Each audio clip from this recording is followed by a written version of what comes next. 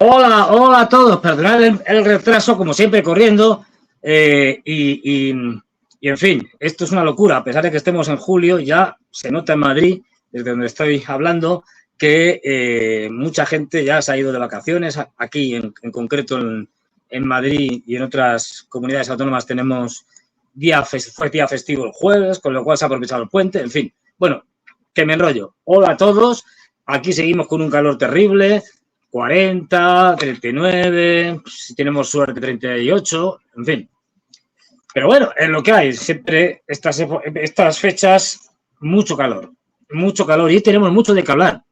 Mucho de qué hablar porque vamos a intentar acabar con el mito de Estados Unidos, un mito que viene de una época real, donde sí que había, digamos, contenido, pero que se nos ha seguido vendiendo cuando ya no es verdad. Y vamos a intentar dar unas cuantas pinceladas para demostrar que Estados Unidos es un gigante con pies de barro y que lo que nos están vendiendo es de una superpotencia, con unas capacidades enormes, tanto económicas y militares, y es cierto que tiene todavía como gran potencia imperial tiene todavía muchos recursos, pero aún así esto ya no tiene nada que ver con lo que fue después de la Segunda Guerra Mundial y ahora mismo la situación de Estados Unidos es muy delicada. De hecho, al final hablaré un poco, muy brevemente. Cada vez estoy viendo datos y tal, cada vez estoy más convencido de que la caída del Imperio Americano va a ser más rápida de lo previsible. No le doy más de 5 años, es decir, de aquí a 2030, pero incluso podría caer el año que viene. A veces los imperios que rápidamente, a veces tardan mucho, pero a veces, es decir, es en muy poco tiempo, y además la crisis del Imperio norteamericano viene de lejos. Al menos, viene de más, pero bueno, al menos desde por poner una fecha, 1990, década de 1990, 91, es decir, desde la desaparición de la Unión Soviética. Paradójicamente, ¿quién nos iba a decir estas cosas, o a contar estas cosas? Paradójicamente, la caída de la Unión Soviética, la implosión, la desaparición de la Unión Soviética va a tener como consecuencia secundaria e inesperada la desaparición de su contrincante, es decir, de Estados Unidos. Ya iremos viendo por qué. Pero bueno. Así que lo primero vamos con una nota de humor. Ya sabéis, a mí me encanta el humor y para humor ahora mismo hay dos sitios. Uno, que vamos a ver aquí el vídeo, de Kamala Harris, que ya sabéis que es la candidata prácticamente casi segura, aunque el seguro, ahora mismo en Estados Unidos no hay nada, todo puede pasar. Y Kamala Harris ha empezado con fuerza y ha dicho, yo voy a superar a Biden. ¿En qué? En decir tonterías. Entra vídeo. United States shares a very important relationship, which is an alliance with the Republic of North Korea. And it is an alliance that is strong and enduring. No sé si os habéis fijado, si habéis visto bien. Ha dicho que nuestra alianza con Corea del Norte es fuerte y sólida. ¡Con Corea del Norte! Kim Jong-un. Creo que ahora mismo está, según me cuentan, lo han llevado a un hospital de Pyongyang, de la capital de Corea del Norte, porque le dio un ataque de risa y está fatal, y que no puede parar de reír. Dice Kamala Harris, para que veáis el estado mental del individuo, que no es otras patologías, no son exactamente las de Biden, pero está bastante mal. Es decir, ya acaba de soltar que es una aliada. Pongamos otra vez el vídeo, es que merece la pena en grande y tal, que se vea bien, y como está ahí subtitulado en español, ahí, mira.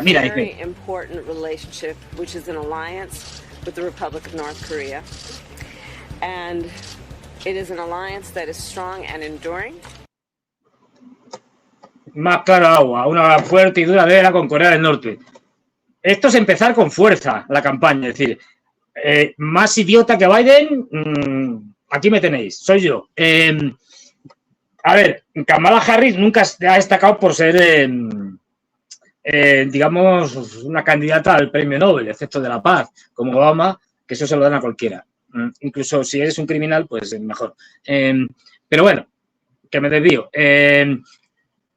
Esto es una idea de la desesperación del Partido Demócrata, del lío que tienen montado en Estados Unidos, pero un lío propio de un imperio en decadencia donde los poderes fácticos se están pegando entre sí, apoyando a diferentes candidatos, con además, bueno, primero el lío dentro del Partido Demócrata y luego el lío que va a haber en la competencia entre el Partido Demócrata y el Republicano. Y todo lo que puede pasar, casi todo. Es decir, ahora mismo Estados Unidos es el gran punto de referencia porque puede el Partido Demócrata en su desesperación puede hacer cualquier cosa. Ya hemos visto, yo lo decía anteriormente, desde el año pasado, una de las cosas que puede hacer el Partido Demócrata, una de las cosas que puede suceder, luego me dicen que sí tal, es decir, que pueden suceder es que alguien intente asesinar a Donald Trump. Pues ese alguien, que no tiene nada que ver, por supuesto, con el Partido Demócrata, ni con sus patrocinadores, vamos, seguro. No sé si se me entiende la ironía, pero bueno, ya se produjo, ya se ha producido, ¿no? Y encima, que los del Servicio Secreto de Seguridad y tal, de Estados Unidos, dejaron luego caer. Bueno, a ver, no descartamos que estos intentos, que siempre son de lobos solitarios, esta es la versión oficial, ha sido un tipo que pasaba por allí, vamos, que tal, y me ha dicho, pues me voy a cargar a Trump, y, estupendamente, y tal, y los servicios de seguridad, pues haciendo otras cosas, mirando al techo, en fin, todo muy fantástico. Bueno, pues, como decía, siempre son lobos solitarios, y es una tradición ya en Estados Unidos lo de que es un tipo pasa por ahí y se carga o intenta cargarse a un presidente. Ahora lo diré, porque esto no es nuevo, ni de lejos. Bueno, pues como decía, el lío que tiene montado, tremendo, y puede pasar cualquier cosa, incluida una guerra que caotice Oriente Medio, culpabilizando a Irán, por ejemplo, de haber hecho algún acontecimiento catastrófico tipo Pearl Harbor, 11 de septiembre, etcétera, que galvanice, que una al pueblo americano en torno a un presidente demócrata ante la agresión y la conmoción que sería un ataque tremendo. Ya están dando pista a estos, dando pista a los demócratas de esa opción cuando el tarado de Sullivan, no, ¿fue Sullivan? No, Blinken. El tarado de Blinken va y suelta, no, si es que sabemos que, esto fue de 3 días o así, es que sabemos que Irán está a 1 o 2 semanas de obtener la bomba nuclear. Una cosa desquiciada, ¿no? A 1 o 2 semanas. Vamos, que ya qué más da, si ya está, no vais a poder impedir, en fin. A ver, todo este tipo de declaraciones absurdas y sin sentido, de hecho, Irán es digamos, el candidato ideal, ahora explicaremos por qué, para este tipo de salidas absolutamente ya la desesperada por parte del Partido Demócrata, en este, ya digo, derrumbe estrepitoso que estamos viendo en directo de Estados Unidos, del Imperio Americano. Bueno, pues este tipo de salidas y tal, y de cosas, es preparatorias para si hay que tirar de un conflicto que caotice Oriente Medio con Irán como protagonista, pues ya vas preparando la gente, ¿no? Y vas diciendo, también han dicho que han sido los iraníes, es el colmo del disparate, los que estaban detrás del intento de asesinato de Donald Trump. Esperaros un momento, que como decía, a ver, Estados Unidos, todos conocemos a Kennedy, el asesinato de Kennedy, ¿no?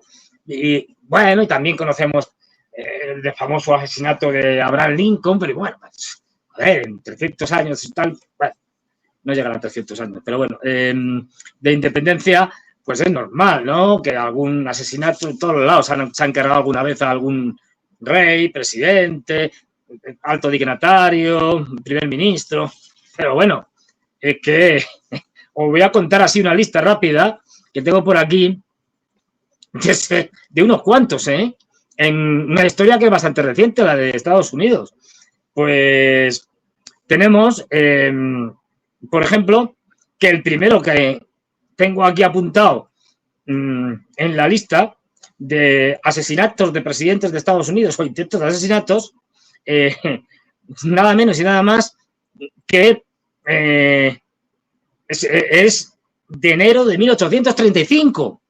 El presidente Andrew Jackson fue el primero asesinado por un tal Richard Lawrence, que esperaba a Jackson escondido en la entrada del Capitolio. Y cuando el presidente se acercó, intentó dispararle con pistolas, pero ambas fallaron. Jackson resultó ileso y sometió a Lawrence con un bastón. Es decir, este fue un intento, pero no fue magnicidio. El de Abraham Lincoln sí, todos lo conocéis, cuando le soltaron una bomba. Pero es que luego, por ejemplo, en 1881, James A. Garfield, otro presidente, se convirtió en el segundo presidente en ser asesinado en la historia de su país. Para no detenernos más, pasamos a 1901, cuando William McKinley, 25º presidente, se le acercó un joven anarquista, le disparó 2 veces en la exposición panamericana de Búfalo, y la gangrena que le provocaron estas heridas causó la muerte de McKinley 8 días después. Ya llevamos unos cuantos, pero es que más, hay más. Como no, hablar a McKinley le sucedió Theodore Roosevelt, no confundir con Franklin Delano, de la Segunda Guerra Mundial. Theodore Roosevelt, que sobrevivió a 2 intentos de asesinato. De hecho, en uno de ellos, en 1912, durante un mitin de campaña en Milwaukee, Wisconsin, un tipo, da igual, le disparó un revólver. La bala se alojó en el pecho del candidato presidencial, pero la herida no fue mortal. Con lo cual, más intentos de asesinato. Pero hay más. También hubo un intento de asesinato del mismo Franklin Delano Roosevelt, que fue tiroteado por un anarquista hipotético en Miami. La bala no alcanzó a Roosevelt, pero hirió mortalmente al alcalde de Chicago, que, como acabo de decir, mortalmente, que se murió. Pero la cosa sigue. También Harry Truman tuvo intentos de asesinato. Bueno, por supuesto, el de Kennedy no hace falta ni que hablar.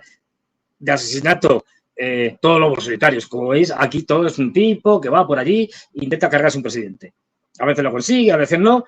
El conocidísimo del presidente Kennedy y, como no, el de su hermano cuando estaba Robert Kennedy, cuando el que fue fiscal del Estado con Kennedy, con John Fitzgerald, con su hermano, cuando estaba siendo candidato, se presentaba como candidato y estaba haciendo campaña para las presidenciales de 1968, pues fue tiroteado y fue asesinado. Pero siguen más. También hubo intento de asesinato contra Richard Nixon. Pero seguimos. Gerald Ford también sobrevivió a 2 intentos de asesinato. El primero por una seguidora del culto fanático de Charles Manson. Esto es muy antiguo, la gente solo con mucha edad se acordará, que le disparó en Sacramento, California. Pero bueno, y 2 semanas más tarde un activista de izquierdas también con una pistola intentó matarle, le pegó un tiro, pero la bala no le alcanzó, pasó de largo. Ronald Reagan, todos conocemos el intento de asesinato de Ronald Reagan, casi que se le pegan un tiro, bueno, que fue de hecho herido, gravemente herido. Y Bill Clinton también sobrevivió a 2 intentos para acabar con su vida. No fueron especialmente graves, más graves eran otras cosas que hacía Clinton y que sigue haciendo. Incluso Bush hijo, también tuvo en Georgia un intento de asesinato de un ciudadano que le lanzó una granada. Lo que pasa es que la granada no estaba en buen estado y no explotó. Y hasta Barack Obama también tuvo varios pequeños incidentes. Es decir, que, como vemos, esto de cargarse candidatos, presidentes en Estados Unidos es casi una tradición, ¿no? Cada cierto tiempo hay que liquidar a alguno. Y como siempre, lobos solitarios. Nada, nunca ha habido nadie que haya conspirado. Vamos, que eso que dicen de que la CIA intentó cargarse a John F. Kennedy, básicamente con el apoyo del Estado profundo norteamericano, básicamente porque quería que hacer dos cosas que como que no sentaban bien, es decir, una de ellas era después de la crisis de los misiles de Cuba, viendo que habían estado a un paso de una guerra nuclear, pues claro, Kennedy dijo, esto no se puede volver a repetir, hay que hablar con los soviéticos y buscar mecanismos, buscar procesos de desarme nuclear que impidan que esto vaya más. Esto al Pentágono y a los militares no le gustó, para que no vamos a engañar, con lo cual ya esto de desarme en un complejo militar industrial que estaba ya emergiendo de una forma potentísima y además reducción de armas nucleares, en fin, como que no. Y luego encima ya, para rematarlo, se le ocurrió al hombre el nacionalizar nada menos y nada más que la Reserva Federal. Y como todos sabéis, mucha gente cree que es el Banco Central de Estados Unidos, pero no. Es decir, no es un banco público, no es un banco central como puede ser el de España o el de la mayoría de los países, de hecho, en el mundo, que pertenece al Estado. No, es privado. La Reserva Federal, el Banco Central de Estados Unidos, es privado y está integrado por los mayores grandes bancos en su consejo de dirección, por los mayores bancos estadounidenses como JP Morgan, etcétera. Es decir que, claro, esto era un tabú, esto era atacar directamente a Wall Street y al dólar y a la banca. En fin, vamos, que tenía todas las papeletas para que lo asesinaran. Pero bueno, que me enrollo. Dicho esto, vamos y viendo que esto de atentados es una cosa habitual en Estados Unidos, vamos a poner una cosa que es cuando puedas, Chaza, pones el mapita este de Asia, bueno, del mundo y tal, donde se ve Rusia, Bueno, si puedes en grande para que la gente lo vea, me vean a mí ya, el tema ha visto que otra cosa y tampoco hay nada que ver, en fin, un calvo con gafas no es una cosa que, en fin, llame mucho la atención. Bueno, este mapa que hizo Chaza, fantástico. Por cierto, Chaza, que está detrás, luego lo veremos con algunas preguntas. Chaza, hoy es su cumpleaños. Así que, como regalo a Chaza, y de paso también a mí, ya sabéis, likes por Chaza, likes.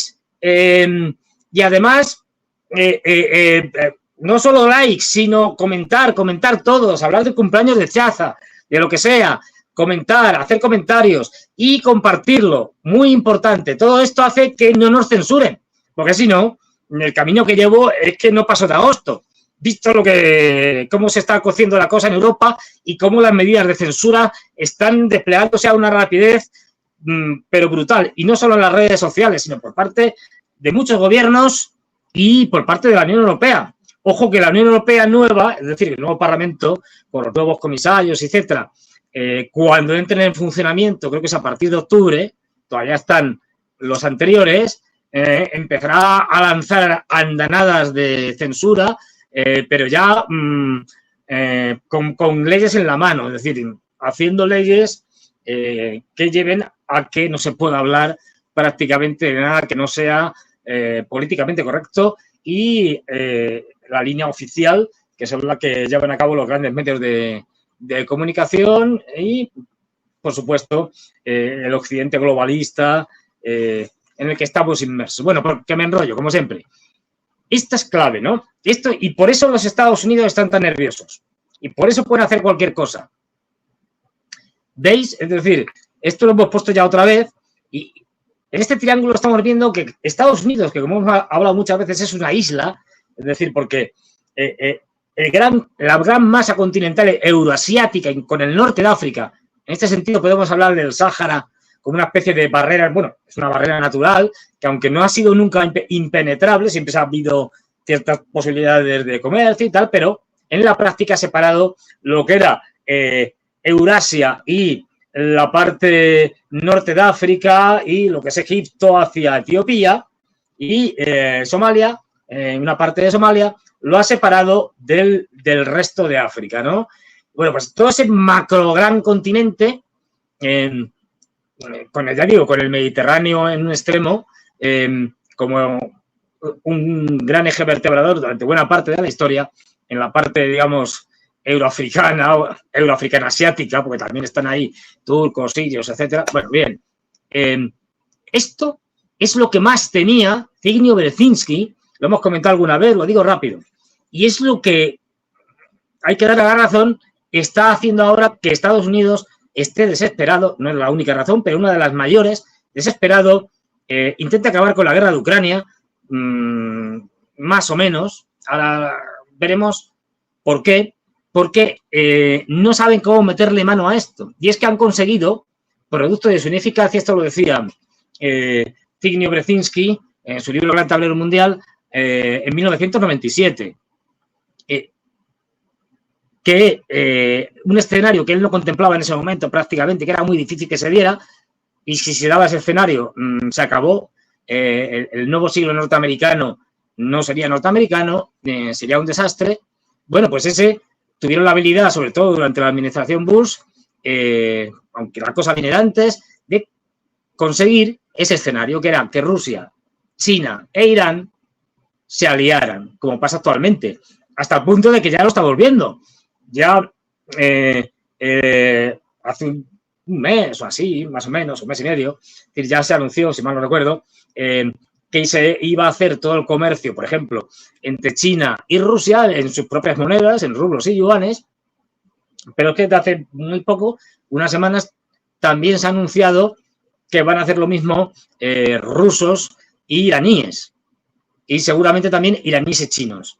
Con lo cual, es un ejemplo más de cómo esta asociación especial está poniendo en jaque a Estados Unidos y sus vasallos, que no olvidemos que son potencia. Estados Unidos es una gran potencia marítima y esta es la gran masa continental en el mundo, con lo cual pues lo llevan realmente mal. Y ojo, que en el circo que estamos viendo de la caída del Imperio Americano, ahora en agosto, fíjate que ya lo digo, todavía no estamos en agosto, estamos en julio, en agosto, los avances rusos en Ucrania, en la guerra de Ucrania, y no tanto en el sentido de que sean grandes avances territoriales, no, que no lo va a haber, ya lo digo, la guerra terminará sin grandes avances, luego los territorios que caigan en manos rusas se decidirán por Rusia en lo que en las negociaciones estas, digamos, de paz, que se parecerán más a una rendición incondicional. Depende de cómo lo quieran enfocar. Pero vamos, bien, lo que está haciendo ahora mismo, sobre todo en Donetsk, aunque se están viendo golpes en toda la línea del frente, es que las líneas logísticas de Donetsk, que es la parte fundamental, están ahora mismo siendo vapuleadas de una manera que estamos viendo cada vez más ese proceso que yo he dicho que buscan los rusos con una guerra de posiciones, de quebrar el ejército ucraniano hasta el punto de que llegue un momento que colapse. Bueno, pues cada vez estamos viendo más que se acerca ese momento del colapso y por lo menos en agosto lo que sí vamos a ver es que en ciertas zonas de Donetsk, las dos grandes líneas logísticas que van desde Chasiv hacia el norte, en Donetsk, en la zona, en la línea de conflicto, hasta Ugledar, en el sur, las grandes líneas logísticas que pasan con Konstantinovka, incluso Kurajovo, que está un poquito más lejos, y que luego van hacia el norte, hacia Chasiv Yar y Konstantinivka, es decir, que nombres parecidos. Todas esas grandes líneas logísticas que son claves para mantener esa zona van a caer. Y al caer eso va a suponer un golpe durísimo para el ejército ucraniano y, claro está, para la OTAN, porque no olvidemos que quien está luchando allí, y esto ya está absolutamente claro, no hay nadie que lo niegue, nadie en su sano juicio, la OTAN no es que dé armas, no es que... No, la OTAN está luchando ya, desde hace mucho tiempo. Ya lo han reconocido de muchas maneras. Están luchando contra Rusia en Ucrania. Y cuando digo luchando, no es... y no me canso de repetirlo, no es que manden instructores para enseñarles no sé qué. No. Es que están manejando armas sofisticadas que no podrían manejar los ucranianos y las están disparando. Por eso, desde Odessa, los rusos han respondido. En Odessa, los británicos llevan disparando contra Crimea desde hace un montón de tiempo. ¿Quiénes? Que son los que determinan los objetivos que quieren alcanzar, y no solo eso, sino que además son los encargados de lanzar los Storm Shadow, los misiles Storm Shadow británicos, de lanzar los drones marítimos y los drones aéreos. Es decir, son ellos los que atacan. Por eso, como respuesta, lanzaron un ataque contra la base de los británicos allí y ¡pum! Al menos parece ser que han muerto más de una veintena de SAS. O sea, son las fuerzas de operaciones especiales más importantes que tiene el Reino Unido. Es decir, no nos engañemos, que estamos en guerra. Ya. Es decir, desde hace mucho. No es que le ayuden. No, estamos en guerra. Y eso irá más. Y Europa va a terminar, salvo alguna excepción, va a terminar, desgraciadamente, en guerra ya proclamada a los cuatro vientos con Rusia. Y esto va a ser un desastre. Pues digo, atentos, porque otro de los problemas que tienen los demócratas, que es que se van a encontrar que con su convención, cuando elijan a Kamala Harris o a quien sea, porque aquí puede pasar cualquier cosa, a pesar de que Obama ha dicho, no, apoya a Harris, venga, vale. Las convenciones son soberanas y pueden elegir a quien le dé la gana. Bueno, el circo que están montando es espectacular. Quiero decir, o sea, Kamala Harris diciendo, no, los delegados que fueron elegidos por Biden, es decir, y para que votaran a Biden, como Biden ya no viene, son míos. Oiga, ¿esto qué es? Ahora está poniendo está haciendo una oportunidad extraordinaria en esta situación de crisis y de caída del imperio norteamericano para que se vea claramente que aquello nunca fue una democracia y que, por lo tanto, ahora se está viendo claramente que no lo es. Es decir, que mire usted, que es que ahora habría que hacer un nuevo proceso, porque no se puede ir a la convención con unos delegados que tienen la mayoría de la convención que fueron elegidos para apoyar a un candidato que ya nos va a presentar. ¿Pero esto qué es? Esto es ridículo. Y ahora, pues harán lo que quieran o votarán a Kamala Harris, pero no fueron elegidos para eso. Es decir, esto es el colmo del disparate. Bueno, pues en estas estamos. Ya digo, mes de agosto, donde vamos a tener muchas sorpresas en Estados Unidos y muchos desastres, tanto internos como provenientes del exterior, que afectarán a ese proceso electoral, ¿no? Y todo puede pasar. Por desgracia, todo puede pasar. Bien, pues pasamos a la siguiente imagen. Para que veáis que es imperio, voy a dar 4 pinceladas, como decía, que es imperio norteamericano, si lo puedes poner ahí en grande, chaza, gracias. A que veáis, me acerco porque estoy cegato. Aquí os pongo en modo de tarta un gráfico, vamos, sobre el tanto por ciento de la producción mundial. Y lo importante aquí, bueno, se van viendo países, Taiwán, Italia, los europeos no pintan nada, o sea, con tantos por ciento ridículos, Italia el 2%, por ejemplo, Alemania, que es el mayor, un 4%. Pero fijaros, aquí lo que nos interesa, por eso tienen tanto miedo los norteamericanos y por eso tanto demócratas como republicanos quieren y el 2025 van a atacar a China porque ya no tienen más tiempo, se les acaba. Fijaros, ¿cuál es la economía manufacturera más grande del mundo? En su tiempo lo fue la norteamericana, ya no lo es, ni de lejos. Aquí lo vemos, China, con el 35% de la producción manufacturera mundial. Y Estados Unidos en segunda posición con un 12%. Es que Estados Unidos ya no es nadie, ya no produce nada. Es decir, tengamos eso en cuenta. Y además lo que produce, lo produce caro y mal. Ahora os explico. especialmente en el ámbito militar, pero no solo. Como estamos viendo, es que desde el punto de vista productivo de la economía real, Estados Unidos es un gigante con pies de barro. De ahí que se sostenga fundamentalmente no por la economía real, sino por la economía irreal, es decir, por la economía fantasma, que es la economía rentista, financiarizada de unos mercados que controla, unos mercados de todo tipo de valores, es decir, de acciones, unos mercados desde Wall Street hasta el mercado del oro. Por ejemplo, el mercado del oro es una cosa delirante, es un fraude completo. Es un mercado donde se supone que se compra y se vende oro, ese está en el Reino Unido.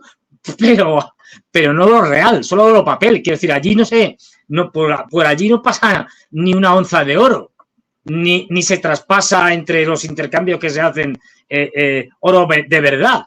En fin, todo especulación y una forma de convertirse, como pasa con Estados Unidos y con el Reino Unido, con la City, en dos países que sobreviven gracias a la financiarización de su economía y a que tienen, en el caso de Estados Unidos, el dólar como la moneda de comercio internacional.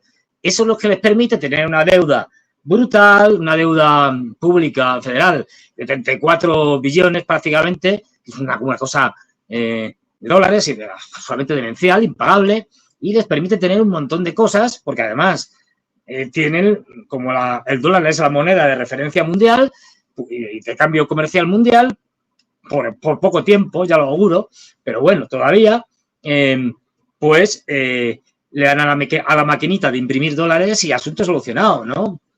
Y tiramos para adelante. ¿Que sube la inflación? Bueno, pues ya buscaremos una manera de hacer algo para que baje. Algo absolutamente artificial, entre comillas. Es decir, que no va a ser obedeciendo a las reglas, también hay que ponerle comillas porque esta es otra ficción, a las reglas del mercado. Los libres mercados nunca han existido. Pero bueno, dicho esto, y esto es lo que me quería centrar, no producen nada. Y esto es muy grave para la que se supone que es la primera potencia mundial y que, por lo tanto, tiene unos pies de barro desde el punto de vista manufacturero.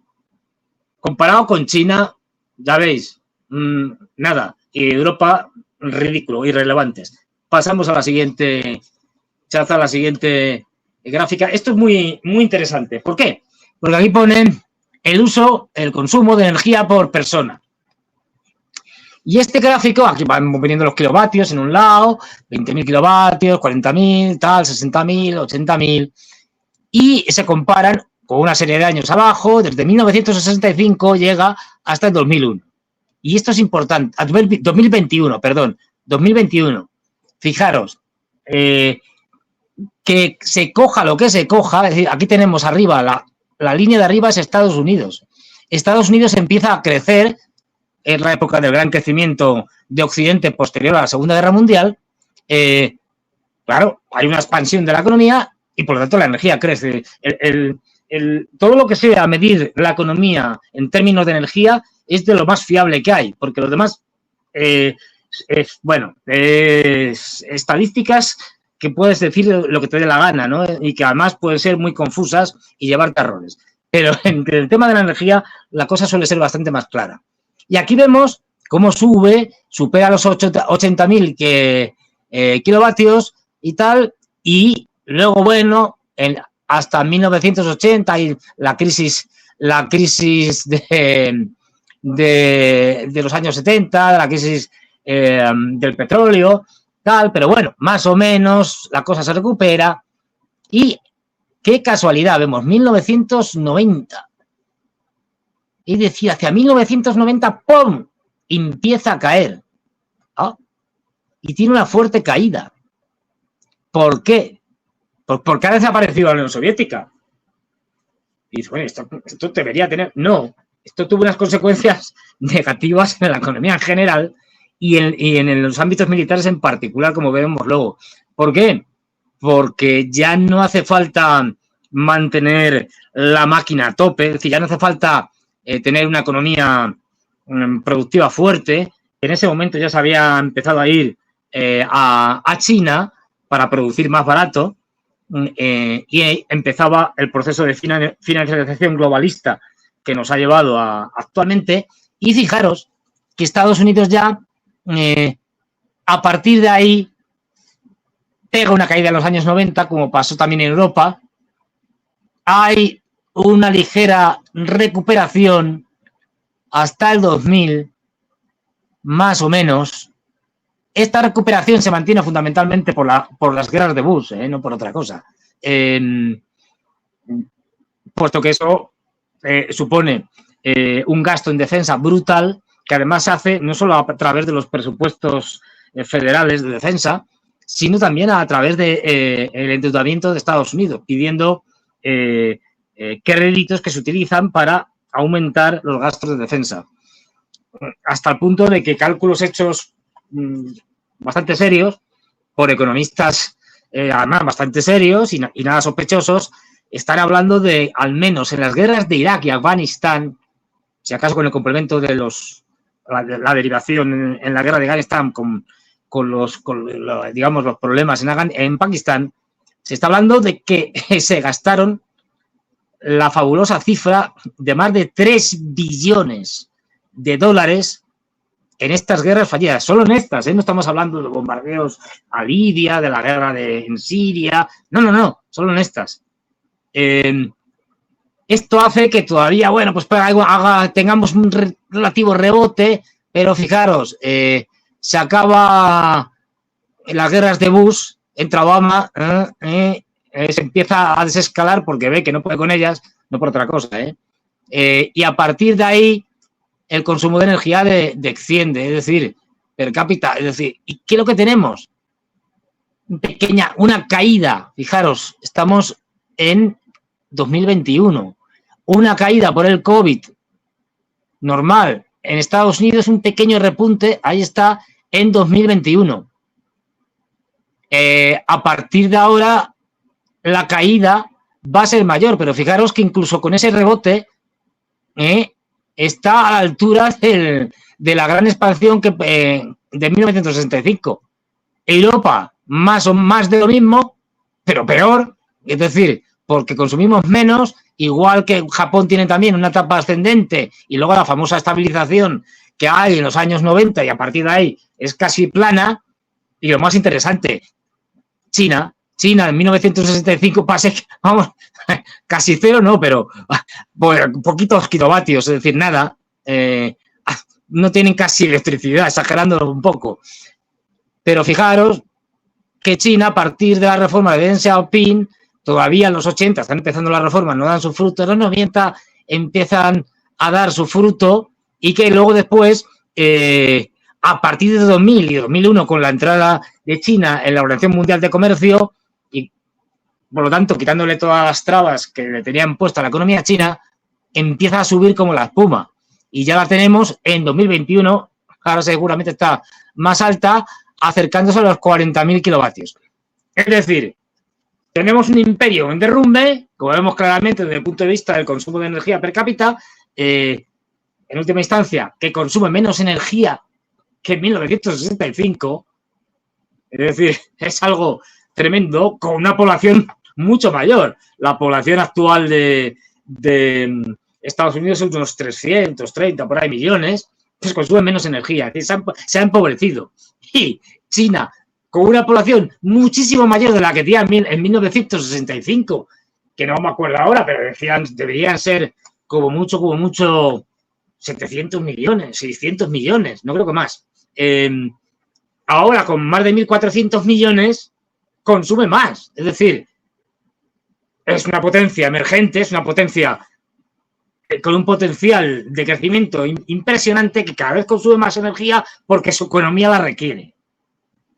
La economía de Estados Unidos no requiere más energía y por eso el consumo de energía baja. Y eso que son autosuficientes como en temas como petróleo y gas.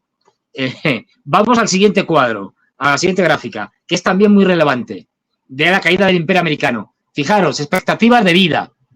Es decir, esto aquí abajo, en pequeñito, se ven los números de los años empiezan en 1960 y a partir de aquí se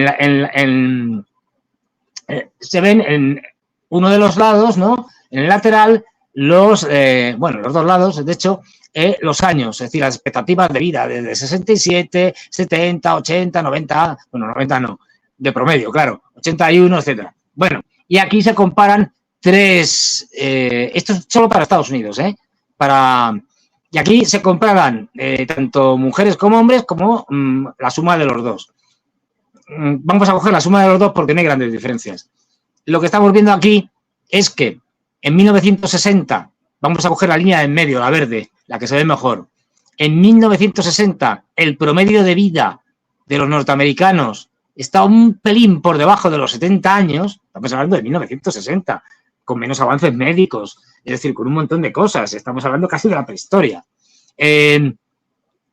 Con la expansión posterior de los años 60, 70, la esperanza de vida y con los descubrimientos, sobre todo en medicina, la extensión todavía de ciertos sistemas de salud, se va creciendo la expectativa de vida, va creciendo, sigue creciendo, pero llega un punto en que cae. Hay una pequeña, hacia el 2000, fijaros, hacia el 2014, 15, por ahí, hay una pequeña caída, un pequeño rebote, pero, y esto es importante, no es de 2020, no en el COVID, antes del COVID, en el 2019 se llega al pico, en el 2019, fijaros, se llega al pico y a partir de ahí cae, es decir, ya en el 2019 se empieza a caer, y en el 2020, claro, a partir del COVID ya la caída de la esperanza de vida es tremenda, hasta el punto de que pasa a Estados Unidos de ese pico de tener por encima de los 79, 78, sí, 78 años de promedio, baja casi 79, baja a los 76. Es decir, ¿qué ha hecho? O sea, esto ya es clarísimo de la decadencia de un país y en este caso de la potencia imperial, que su esperanza de vida, su promedio, sea a partir de los últimos años, y esto sigue bajando, empieza a bajar. O sea, ya la gente no vive más porque tiene mejores condiciones de vida, mejor sanidad, mejor alimentación y, por lo tanto, mejor cuidado. El welfare state, el estado de bienestar que se creó fundamentalmente en Europa y con algunos elementos en Estados Unidos. Ya no hay ese crecimiento económico que permita a los norteamericanos vivir más tiempo. Ahora es lo contrario, viven menos. Señores, si esto no es un síntoma absolutamente irrefutable de la desintegración y la caída del imperio americano, pues no sé qué quieren que vean. O sea, pérdida completa, es decir, caída de la esperanza de vida en Estados Unidos en estos últimos años. Ya digo, y no solo por el COVID, ya digo, 2019 es el punto de inflexión y ya en el 2020, que está al lado, ya estaba empezando a caer. Antes de 2020. O sea, que no nos vengan con el cuento del COVID. El COVID evidentemente lo ha agravado, pero el COVID ya se ha ido, digamos, ya no es un problema como lo fue en el 2020 y 2021, si se quiere, y la cosa sigue en decadencia. Bien, pues vamos a la siguiente gráfica. Es decir, esta es muy interesante, porque también nos muestra esta gráfica el desastre que va a venir después. Fijaros, y que viene ahora. No sé si se ve bien, pero bueno, yo lo digo, ese es el gasto total de defensa de Estados Unidos venido en el año fiscal 2019 en dólares constantes del año fiscal de 2019, para que sea una cosa homogénea. Entonces, bueno, aquí tenemos, fijaros, al principio estamos hablando del año, a ver, lo veo por aquí, 1900, es que esto está muy pequeñito y yo muy ciego. Fíjate, estamos hablando de los años 40, es decir, 1940, que todavía no han entrado en la Primera Guerra Mundial, perdón, la Segunda Guerra Mundial. Recordar, Pearl Harbor y demás, es en diciembre de 1941. El gasto de defensa en ese momento, en 1940, de Estados Unidos, era irrisible, era mínimo, casi nada. Estaba, vamos, en unas cifras muy por debajo de los 100.000 millones. Es decir, nada, no llegaba a nada. ¿Qué pasa? ¿Qué es lo que quería Roosevelt? Es decir, no olvidemos, Estados Unidos salió de la gran crisis, de la gran depresión, del crack de Wall Street de 1929, de la gran depresión de los años 30, ¿no? Eso que nos han vendido del New Deal, de Roosevelt y tal, no servía para sacar a la economía norteamericana de la situación de pobreza generalizada que se extendió por todo Estados Unidos. No, lo que la sacó fue la entrada en la Segunda Guerra Mundial. Y por eso Roosevelt, que lo sabía, que eso iba a hacer de palanca impresionante de la economía norteamericana, quería entrar como fuera en la Segunda Guerra Mundial. Y lo consiguió, frente a los accionistas que decían que esto no era asunto suyo y que era cosa de los europeos y los japoneses y tal, allí, que no afectaba a sus intereses. Bueno, pues a partir de ahí, fijaros cómo crece el gasto en defensa, es decir, brutal, es algo espectacular. Pasan a los, estoy mirando aquí porque si no, no lo veo, a los 900.000 millones, casi, lo superan. Es decir, más que los presupuestos actuales de defensa. Es verdad que los presupuestos actuales de defensa, que son los más altos en mucho tiempo, no, en Estados Unidos no son todo el gasto en defensa, hay más. Pero bueno, hay más que no se contabiliza como presupuesto de defensa y se introduce en otras partidas, como puede ser seguridad social, etcétera y tal, como el tema de la atención a los veteranos, con lesiones, el tema también a veces en gastos industriales, etcétera. En fin, pero bueno, que lo importante es que, fijaros, hasta qué punto la economía norteamericana se ha hecho dependiente de la guerra. Necesita la guerra. Sin la guerra se hunde. Es decir, la economía norteamericana, el complejo militar industrial que ya Eisenhower denuncia por primera vez.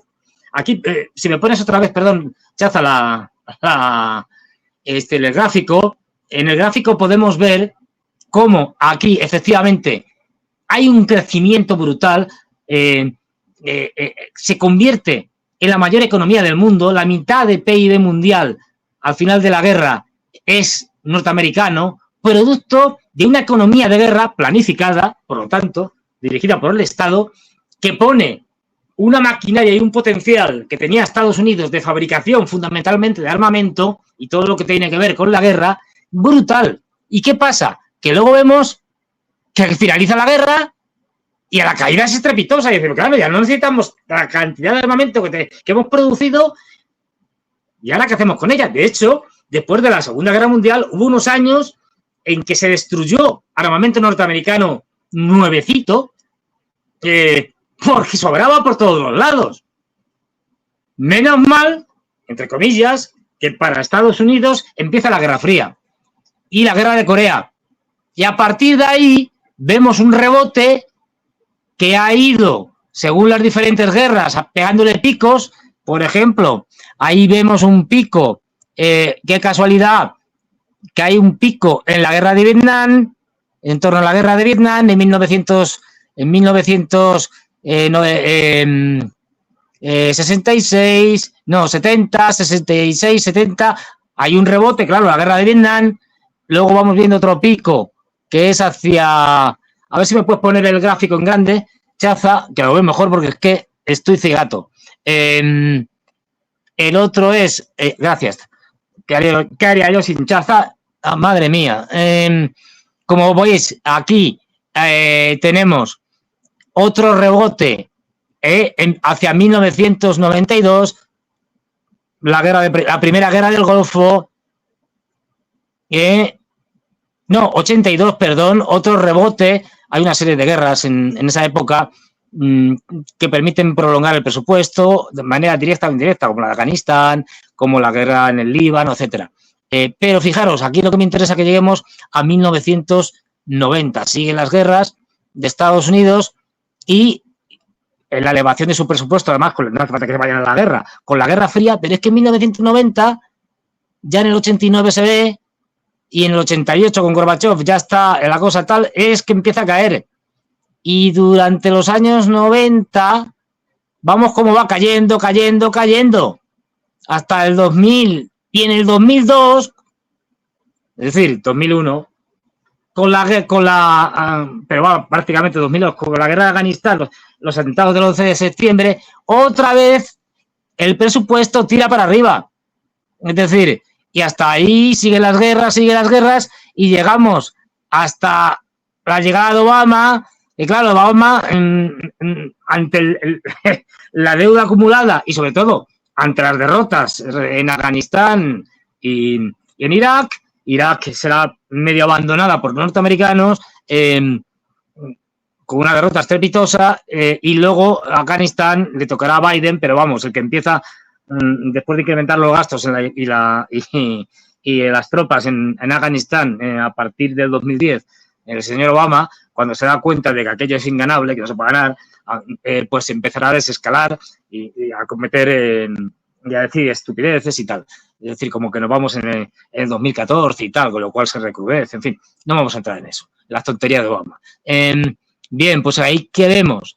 Que claro, 2006, total, 2008, 2010, momento importante de las guerras de Obama, de Bush, perdón, Obama que ya empieza a bajar, y aquí, fíjate, llegar hasta el 2016 ya tiene que ir replegando velas Obama, a pesar que haga unos ataques con Hillary, Clinton y tal, a Libia y tal, pero ya esto no hace falta tanto.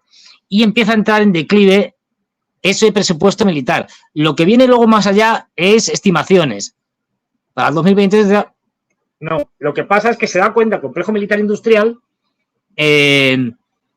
y que la retirada de conflictos no puede ser, no puede mantener el complejo militar industrial. Y, por lo tanto, eso le va a llevar a que ahora, a partir de 2022, crezca, digamos, los conflictos con la guerra de Rusia, con la guerra y otras guerras, es decir, en las que está inmersa Estados Unidos directa o indirectamente, y que una guerra mundial, la tercera guerra mundial, le sirva a Estados Unidos para salir de una crisis económica brutal que tiene encima, como hemos hablado. Aún así, la situación y las circunstancias ya no son las que eran en aquella época.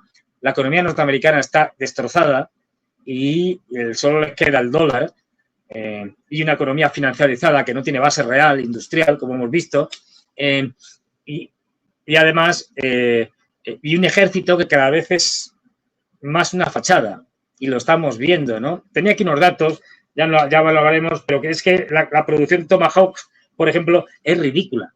Es decir, los Tomahawk, que son los misiles de crucero, aquí la tenemos, y con esto ya voy terminando y pasamos a las preguntas. Fijaros, aquí tenemos la producción anual de misiles Tomahawk por parte de Estados Unidos, hechos por Raytheon. Bueno, pues fabricados. Tenemos, fijaros, en 2015 cerca de los 250 misiles. En 2016 bajan porque... y eso lo que supone es terminar cerrando líneas de suministro. Pero es que en el 2017 hay un repunte. En el 2018 hubo una gran bajada. En el 2019 no se hizo ninguno. Es decir, las empresas ya no tienen, puesto que la producción no era necesaria, la guerra la consideraban una guerra simétrica contra países menores, donde no necesitaban tener una gran capacidad de ataque, no como la guerra en Ucrania, que está siendo un tipo de guerra que no esperaban. Y fíjate que en el 2020, bueno, se fabrican En el 2020 no se fabrican, no llegan ni a 100. En el 2021, un poco por encima, 120, 130. En el 2022 vuelve a caer, porque no se esperaban lo de la guerra de Ucrania. Pero es que en el 2023 ha seguido cayendo por debajo de los 100, casi poco más de 50. ¿Esto qué quiere decir? Que el poderío industrial, el poderío militar de Estados Unidos es en gran manera ficticio, es fachada. Estados Unidos ahora mismo están como locos viendo cómo restablecen las líneas de producción de los misiles Tomahawk, que son su principal misil de ataque mar-tierra. Son lanzados desde distintos navíos de guerra, fragatas, destructores, etcétera, y que submarinos también, y que no tienen. Claro, el problema que hay es que esto no se hace de un día para otro.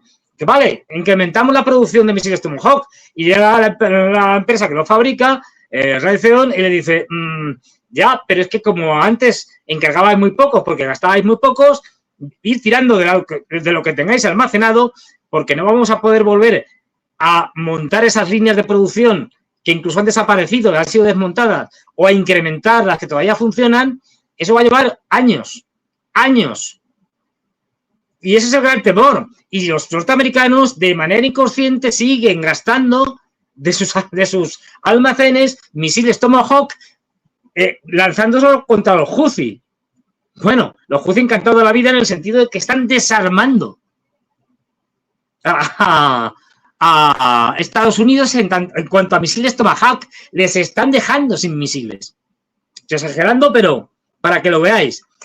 Una estrategia absolutamente bien pensada, extraordinariamente pensada, por eso que llaman el eje de la resistencia, que en última instancia tiene a Irán, digamos, como cabeza pensante, y al general Soleimani, el asesinado por Estados Unidos, como el general que, de alguna manera, construyó esta estrategia para Irán. Este es un elemento más. Solo un dato más, y ya entramos en las preguntas, que como veis me enrollo. Un dato más. Solo el año pasado, los rusos lanzaron sobre Ucrania 4.000 misiles de crucero. ¿De verdad alguien puede pensar que Occidente, todos ellos sumaditos, es decir, es capaz de combatir a Rusia? Es que me dan las carcajadas, como le deben estar dando al señor Kim Jong-un todavía, por las tonterías que decía la loca de Kamala Harris. Una señora que es muy bipolar. Ya lo iremos viendo seguramente en agosto, por decirlo suavemente. Dado que, entre otras cosas, tiene una gran afición a las bebidas espirituosas, que es una manera que tengo que decir así tal para que no...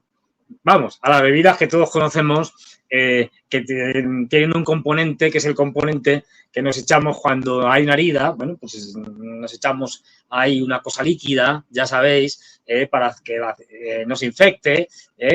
Bueno, que no es una cosa de estas así amarilla, es de color transparente. Bueno, pues eso, es muy aficionada a eso, a beberse esas cosas. Así que, como estamos viendo, el imperio norteamericano está colapsando ante nuestros ojos. Y esto no va a ser dentro de 20 años. No. Está siendo ya, en el mejor de los casos para los norteamericanos, hacia el 2030, pero es que en el peor, el colapso lo vamos a ver en el 2025 para ellos. En todos los ámbitos. Y aquí me quedo, seguiremos hablando de esto y otras muchas cosas.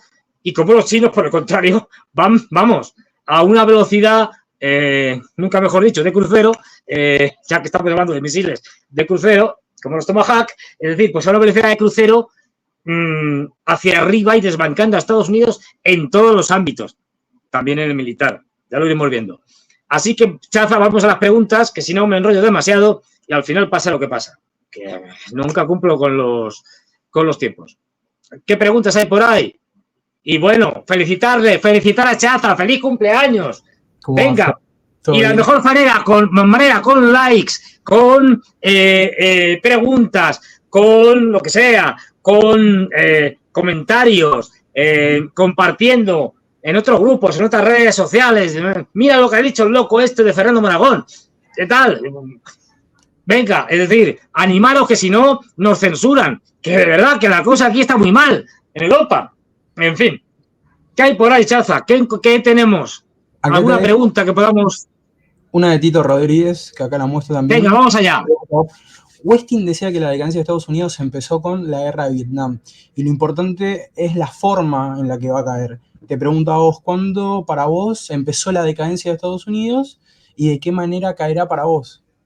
Muy interesante la pregunta de Tito. Efectivamente, la guerra de Vietnam es un punto de inflexión, clarísimo, porque Estados Unidos en su esfuerzo bélico, no olvidemos, además dura bastantes años, dura, si mal no recuerdo, depende de dónde pongas el inicio, porque, claro, se le atribuye a Johnson, al presidente Johnson, es verdad, el gran incremento de tropas, pero no es que antes de Johnson allí no hubiera nadie, ya había un montón de, como diríamos ahora, de instructores, varios decenas de miles, es decir, o sea, que no es que, pero bueno, más o menos pongamos 9 años hasta que Nixon dice, bueno, que nos vamos, y eso supone el fin de la economía, es decir, un endeudamiento grande, unos gastos enormes y, en última instancia, el fin de uno de los elementos clave que habían puesto que se había creado después de durante y después de la Segunda Guerra Mundial, con todo el sistema de Bretton Woods, con toda la creación de el dólar como moneda de referencia basada en el patrón oro, con la creación de organizaciones como el Banco Mundial, el Fondo Monetario Internacional, la organización, vamos, lo que fue el antecedente de lo que luego sería la Organización Mundial del Comercio, el Acuerdo General sobre Aranceles y Precios, el GATT, es decir, bueno, todo ese tinglao que se montan los norteamericanos empieza a quebrar a partir de ahí, como tú bien señalas,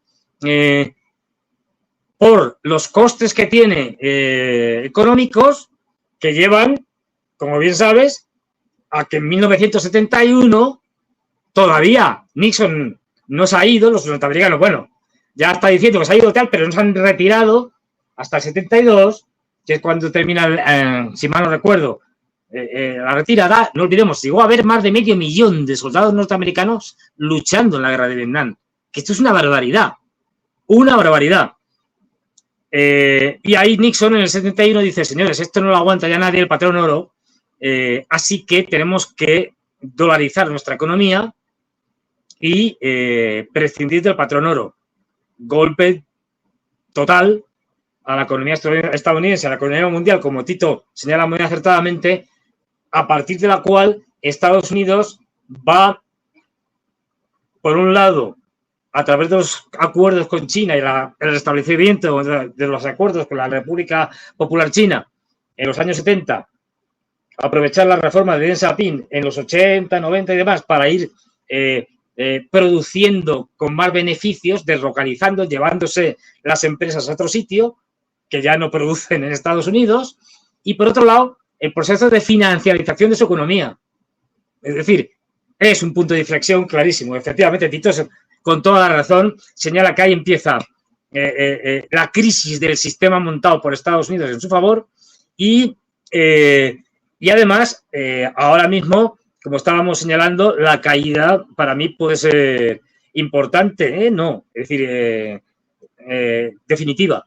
Yo creo que ahí también tenemos un punto de inflexión claro, que es la crisis económica de 2008-2009. No olvidemos, en 2009 lo que salvó a la economía mundial de una crisis, no recesión, de una crisis económica equivalente a la de 1929 fue China, que en 2009 estaba creciendo a 2 dígitos y impidió que, aunque la caída del PIB mundial fuera tremenda, no fuera, es decir, caída del PIB de todos los europeos, de todas las grandes potencias industriales occidentales, de Estados Unidos, etcétera, China lograra tirar de la economía y que aquello no se fuera abajo completamente. Esto ya no va a volver a pasar. Estas cosas porque se ha roto el mundo en 2 bandos enfrentados. Con lo cual, y Estados Unidos está mucho más débil. Punto de inflexión, la crisis de 2008-2009, A partir de ahí, incremento de la economía financiarizada, rentista, no productiva y cada vez mayores problemas desde el punto de vista de conseguir armamento e incluso soldados para mantener el ejército, en el que hay unos sobrecostes y por parte del complejo militar industrial que hacen que todo el gasto militar sea muy ineficaz. Ya hablaremos de esto con tranquilidad. No sé si hay alguna pregunta más, ¿nos da tiempo? ¿Cómo vamos? Estamos bien, hoy estamos ahí con tiempo, por bien, suerte. Menos mal.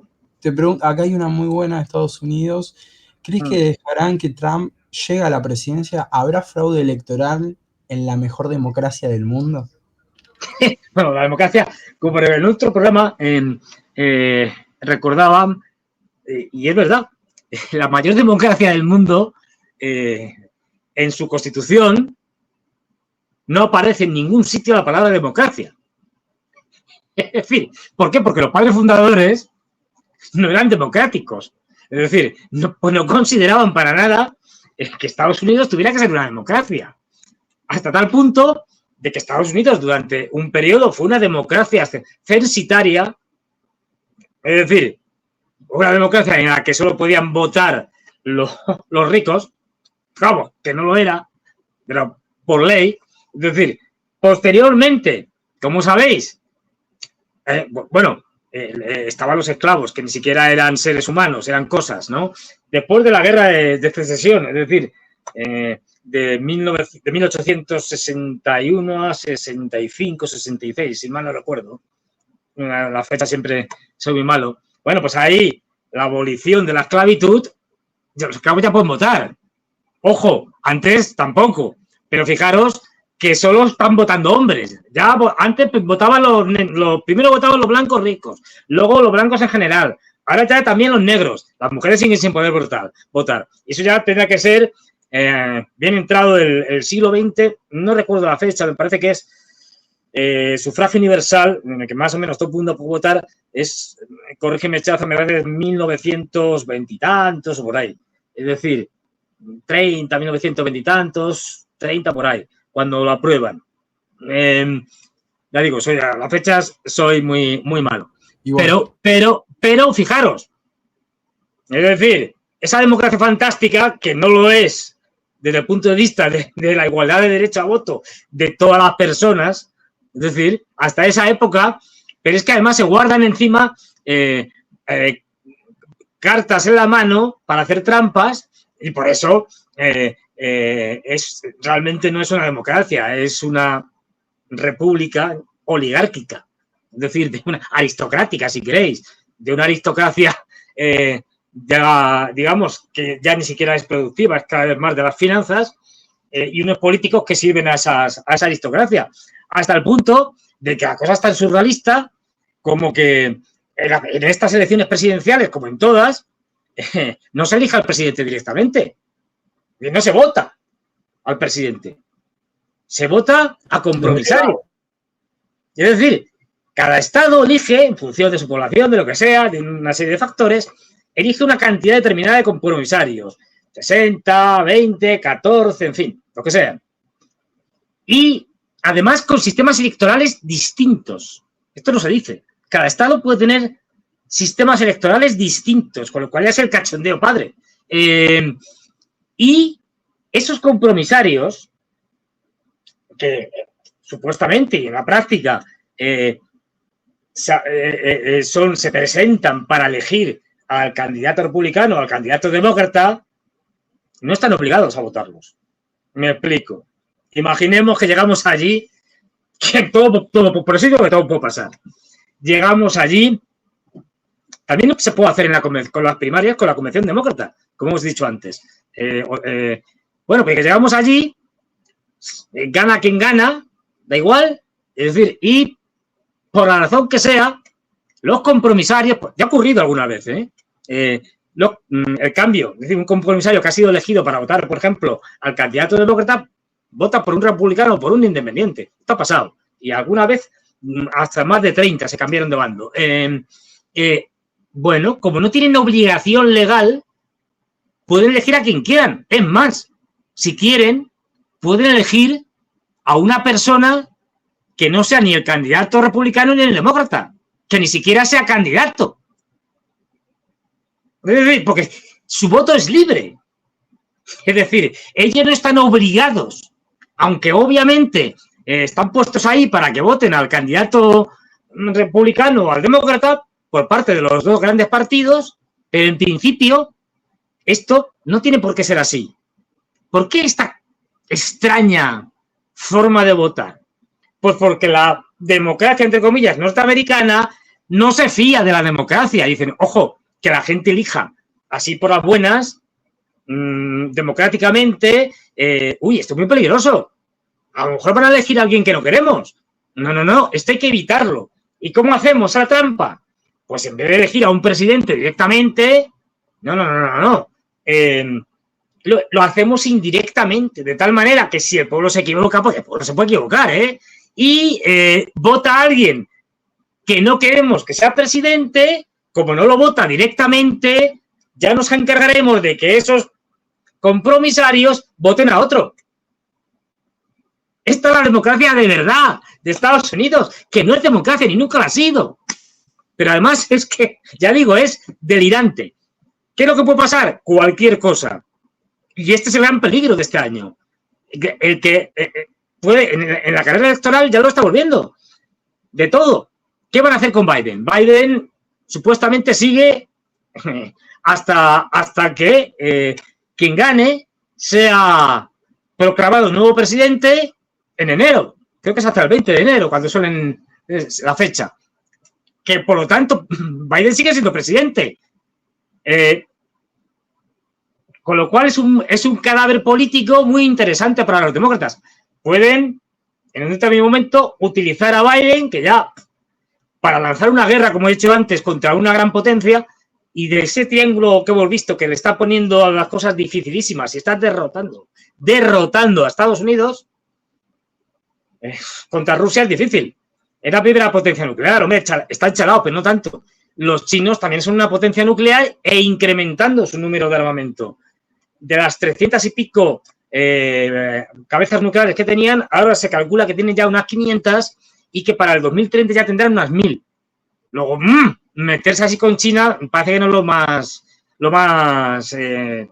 normal o lo más lógico. Un país, además, con el potencial industrial que tiene, con 1.400 millones de habitantes. Por favor, de esos tres hay uno que no tiene armas nucleares.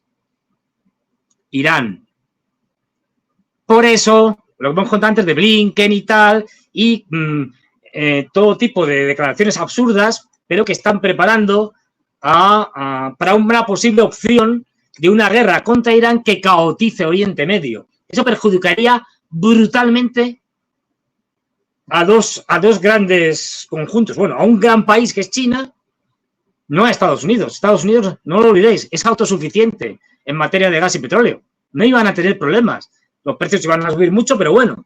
Es decir, pero el caos que montan, si Oriente Medio lo ponen patas arriba, que eso sí pueden hacerlo, caotizarlo, y además con esto ayudarían a Netanyahu y compañía, que es por lo que están apostando, por caotizar Oriente Medio como una huida hacia adelante, ya lo explicaremos. Es decir, bueno, pues esto perjudicaría fundamentalmente a China, que importa una cantidad gigantesca de petróleo y gas, tanto, por ejemplo, de Irán como de Arabia Saudí, pero de los países de la región.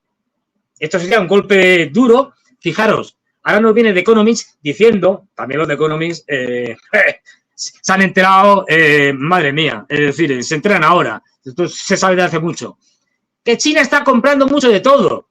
Viene comprando mucho de todo desde hace muchos años, porque los chinos no son tontos y desde hace ya varios años tienen clarísimo que los americanos van a por ellos, desde la época de Obama, cuando Obama dice, señores, hacemos el cambio de pivote a Asia, que es una manera de decir, la guerra de Afganistán no hay quien la gane, nos vamos a por los chinos, que nos hemos dado cuenta de que nos han superado, nos van a superar y van a ser la potencia hegemónica mundial.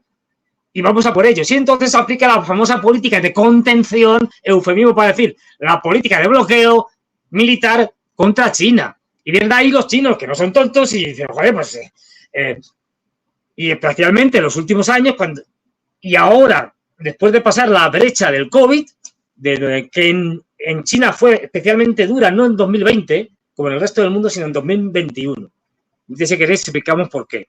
Pero bueno, han empezado, y viendo cómo está el patio, han empezado a proveerse aún más ¿de qué? De lo que, en el caso de caotización de Oriente Medio, van a necesitar energía. Por eso están haciendo el Fuerza de Siberia 2, por eso terminaron el Fuerza de Siberia 1, que les está mandando gas, el Fuerza de Siberia 2 también, por eso están viendo si hacen la línea D, sería la tercera línea desde Turkmenistán, que va por vía terrestre, es el principal actual suministrador de gas por vía terrestre. Es decir, están preparándose, igual la compra de alimentos, cereales, el gran acuerdo de cereales que hicieron el año pasado y otro incremento en ese acuerdo que han vuelto a hacer este año con Rusia. Es decir, porque saben lo que les viene encima. La agresión de Estados Unidos de todo tipo. Ya veremos, pues tiene muchas opciones. Es decir, esto lleva a que esa sea una opción, pero otra opción puede ser intentar cargarse nuevamente a Trump.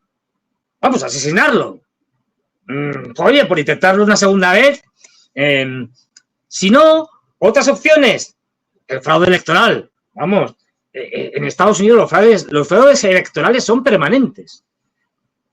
De hecho, hay más que evidencias, yo creo, más que sospechas, evidencias de que Trump perdió gracias al fraude electoral en las anteriores elecciones que se hicieron fundamentalmente por el voto por correo y estas cosas que es muy manipulable. Pero sí, vamos, si te vas a escalas más bajas, no ya del presidente o del Congreso, y ves las elecciones a nivel de condados y estas que hacen, como las pelis, ¿no? Todos habéis visto pelis y series norteamericanas en las que en el condado de tal, el estado tal, o en la ciudad tal, eligen al alcalde, al sheriff, incluso hasta al juez, Bueno, eso ya es de risa, eso es puro fraude. Pero vamos, ahí es que ya es que vente las papeletas a mano, es decir, o sea, a puñados, es decir, por decirlo. En fin, fraude electoral siempre ha habido. Ahora, si es la diferencia entre Biden y, bueno, Biden. A Biden también le pueden matar, quiero decir, si les conviene. No, perdón, se puede morir, no, se puede morir, que está muy malito el hombre. Y otra de las opciones que tienen es ese fraude electoral, clarísima, lo van a hacer, si no ven otra. Pero como la diferencia sea sustancial, va a ser muy descarado. Y lo que tenemos clarísimo es que ni Trump va a aceptar la derrota y ha aprendido de su primer mandato y de toda la persecución, todas las cosas y tal que luego ha tenido y que no han podido pararle. Y además está creando equipo, que esto es fundamental. No tenía equipo en el primer mandato. Y además tenía parte del Partido Republicano enfrentado a él. Ahora no. Ahora, porque no le ha quedado más remedio, todo el Partido Republicano ha cerrado filas. Y está haciendo lo que le dice Trump. Porque además se ven como ganadores en las elecciones. No olvidemos que no solo se elige presidente. Se elige también, nuevamente, en la Cámara de Representantes entera y un tercio, si mal no recuerdo, del Senado. Con lo cual se pueden hacer con la mayoría de las dos cámaras. Con lo cual sería el desastre para los demócratas. Un presidente republicano, encima como Trump, con la Cámara de Representantes y el Senado con mayoría republicana. Un infierno. ¿Qué pueden hacer también? Pues ir a una guerra civil. Si Trump no gana, Trump no va a reconocer la victoria de los demócratas. Y si los demócratas pierden, no van a aceptar a Trump. Con lo cual, a partir de ahí, las probabilidades de una guerra civil son muy altas. Vamos a ver qué pasa. Pero Estados Unidos, de ahí que estoy diciendo que estamos asistiendo a una caída del imperio norteamericano, en vivo y a corto plazo. Es que esto se puede producir ya, es uno de los escenarios posibles y probables y muy probables cuando uno de los dos candidatos, el que sea, da igual, no va a aceptar, porque no lo va a aceptar, la legitimidad de las elecciones y del presidente elegido. A partir de ahí, Trump ya no va a hacer como hizo en las elecciones anteriores con Biden, que al final, bueno, regañadientes aceptó. Es decir, siguió defendiendo que había sido un fraude, pero bueno, no convocó a las masas. Es decir, para que se sublevaran. El tema del Capitolio es un tema que si queréis hablamos porque tiene mucha historia detrás, ¿no? El tema del asalto al Capitolio, que fue más que un asalto, fue una especie de incursión turística, es verdad, más que hay imágenes, es decir, en donde iban enseñándoles como una guía turística, ¿no? Los policías tranquilamente allí, dejándoles pasar, en fin, ya hablaremos algún día de esto. Pues ya digo, hay un montón de imágenes. Bueno, pues sí, no, y por esto termino, que me enrollo. Es decir, guerra civil, muy probable. Todo puede pasar en Estados Unidos. Cualquier cosa. Y desde luego, no veo una transición, digamos, pacífica después de las presidenciales en la que un presidente, Biden, si está vivo todavía, porque otra de las cosas puede ser poner a Kamala Harris o a quien sea, bueno, a Kamala Harris como vicepresidenta de presidenta porque fallece por vía natural Biden, en fin, cualquier cosa es posible, además están desesperados, no van a dejar tampoco los demócratas que esto se les vaya de las manos, porque hay muchas guerras abiertas y además con un golpe demoledor que le van a pegar los rusos en el tema de la guerra de Ucrania y con un partido republicano, vamos, mejor dicho, con un Trump que le importa 3 pimientos la guerra de Ucrania, básicamente, y con un vicepresidente Vance que le importa aún menos y que está, dice más idea que no diga que hay que irse de allí y que a los ucranianos porque se las arreglen como pueden, que sean los europeos los que se encarguen de la cosa. Es decir, el caos que podemos tener para finales de año puede ser espectacular en Estados Unidos y más allá. Así que sí, tremendo y todo es posible. Pero ya digo, esto en el mejor de los casos para Estados Unidos yo no creo que pase del 2030. Fer, te dejo un último comentario, más de comedia que nos donó, y después ya te dejo a vos con el cierre con una de tus buenas frases. Me lo comparto. Fernando, ¿por qué no aprendés islandés y con tu gran elocuencia y sentido del humor montás un Euromaidan 2.0, islandés-ruso, con el señor Villarroya? ¡Hombre! Pues eso hay que tener en cuenta. Hay que tenerlo en cuenta. Hay que tenerlo en cuenta porque Islandia está en la OTAN. Eso ya hace que sea complicado. Total. Pero bueno, son más o menos 300.000 habitantes, con lo cual allí, digamos, con una pequeña cantidad de agitadores y tal, es muy fácil montar un lío, porque hay muy poca población. O sea, vamos, que llenas un barco, eso es demasiado, llenas un avión de agitadores profesionales que sepan hacer una especie de, pues eso, un golpe de estado blando, un Maidán, una revolución de colores, y te haces con el poder en Islandia con facilidad. El problema es eso, la OTAN, es decir, que es miembro de la OTAN. Ahí ya tendríamos problemas, pero nos mandarían ahí... Artículo 5, ¿no? Tipo, sin claro, artículo 5, ni siquiera, vámonos, con que nos manden unos cuantos, pues ya, pero sí, se podría. Y, a ver, para mí es un país muy frío, digo desde el punto de vista personal. O sea, que hace mucho frío y a mí, aunque esta temperatura de 40 grados, pues tampoco lo que me guste, pero prefiero países más cálidos. Es decir... Patagonia, Argentina. Por ejemplo, claro. Es decir, ahora cuando me toque exiliarme, que es cuestión de tiempo, porque en Europa no se va a poder decir nada, ya tendré que ir viendo, pues eso, países, clima y estas cosas, ¿no? A ver dónde puedo irme sin que no haya ningún tipo de convenio de extradición y estas cosas. Es decir, porque me veo así, ¿eh? Pero bueno, se lo comentará a Villalobos. Uy, me cuesta ya la boca seca, permitirme. A Villarroya se lo dirá a ver qué opina. Es decir, pero bueno. Y vamos a terminar con alguna frase. Ahí me despido y te dejo a vos. Chat, por favor, recuerden dejar su like, comentar, compartirlo para que se divulgue también el mensaje de Fernando, el análisis de Fernando, suscribirse al canal. Gracias, Fer, por acordarte de mi cumpleaños. Gracias al chat. Pues hay una frase que a mí me gusta mucho. Aquí ya me salgo un poco de la geopolítica, pero tiene que ver con el proceso de desintegración social que también está experimentando Estados Unidos. No hemos hablado de él, pero que es importantísimo. Este enfrentamiento político, financiero, con la agenda woke y todo este tipo de cosas, enfrentado a, digamos, a un modelo tradicional, conservador, bueno, pues está llevando a Estados Unidos a una situación de desestructuración social brutal, fruto de un hiperindividualismo.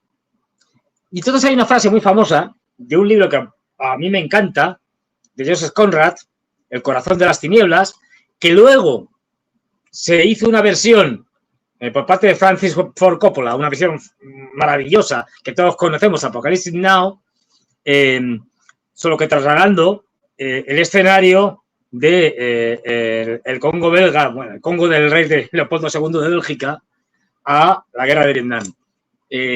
Y en ese libro, Joseph Conrad dice una frase durísima, y que tiene que ver mucho con ese hiperindividualismo actual en el que todos nos encontramos cada vez más solos, que es uno de los problemas que hace que en Occidente estemos la mayoría de los ciudadanos, y no digamos ya en Estados Unidos, metidos en psiquiatras, psicoanalistas y tal, ¿no? Con depresiones y ansiedades y tal. Y dice Joseph Conrad lo siguiente: en aquella época se utilizaba el término hombre como equivalente de seres humanos, así que entenderlo de esa manera, ¿no? Es decir, dice, el hombre, de seres humanos, el hombre vive como sueña, solo. Es muy dura, ¿eh? Si os ponéis a pensar, el hombre vive como sueña, solo. Muy dura, muy dura. Y eso lo estamos viendo cada vez más, especialmente en Europa y en Estados Unidos, donde la gente es cada vez más solitaria. No tiene apoyo de ningún tipo, porque el capitalismo en última instancia lleva a esto, a la hiperindividualización y a la ruptura de todo tipo de elementos que hacen que las sociedades se estructuren de la manera que sea, con valores, con normas y tal, y el capitalismo es el gran disolvente de los valores, y como solo concibe que la gente sea egoísta, racional, que busca sus intereses, pues eso te pasa una factura psíquica, digamos, o psicológica, y al final el capitalismo te lleva al desastre individual y al desastre colectivo, al destruir nuestros lazos con familiares, amigos, que son siempre vistos como posibles competidores, como medios, como cosas para conseguir mis objetivos. Esa deshumanización propia del capitalismo, esa cosificación de los seres humanos, hace que al final acabemos todos solos. Ya sabéis, el hombre, los seres humanos, viven como sueñan, solos. Y me despido. Ya sabéis, el siguiente viernes, bueno, ni os cuento la que va a venir. Y el domingo, con Ezequiel, a las 11, el próximo viernes a las 9, como siempre, con algún pequeño retraso. Ya sabéis que yo soy un pesado, os pido perdón, pero es así. Las cosas hay que reconocerlas, soy un pesado. Y nos vemos. Y muchos likes. Y el domingo, bueno, ya veréis lo que vamos a contar Ezequiel y yo. Y atentos a Francia, que están haciendo el ridículo más espantoso. Van a ser las Olimpiadas más cutres, más absolutamente desastrosas de la historia de las Olimpiadas y del deporte en general. Y esto no ha hecho más que empezar. Nos vamos a reír, pero vamos, a carcajadas. Ahí lo dejo. ¡Hasta luego! ¡Adiós! Un abrazo.